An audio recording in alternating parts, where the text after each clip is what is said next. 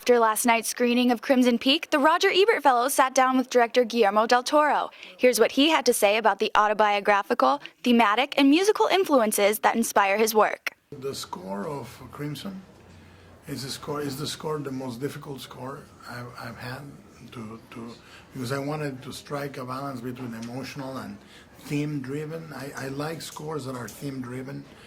So Edith has her theme, Thomas has her theme. There's the lullaby as the main motif of the movie. Then there's the theme of the house, you know, and then at the end you join all these themes. I like that, and it was extremely difficult to do, to strike the right balance.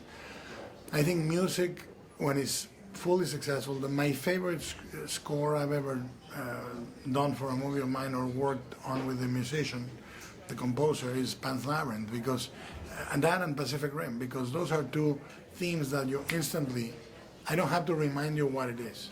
You go, you remember the lullaby, or you remember the Pacific Rim Gypsy Danger theme, you know, they're instantly accessible. And I think that's because for me, the perfect movie music hits you here and the emotion first, and eventually goes to your intellectual, and you go, oh, it's a beautiful music. Everything we do comes from an essential emptiness as kids.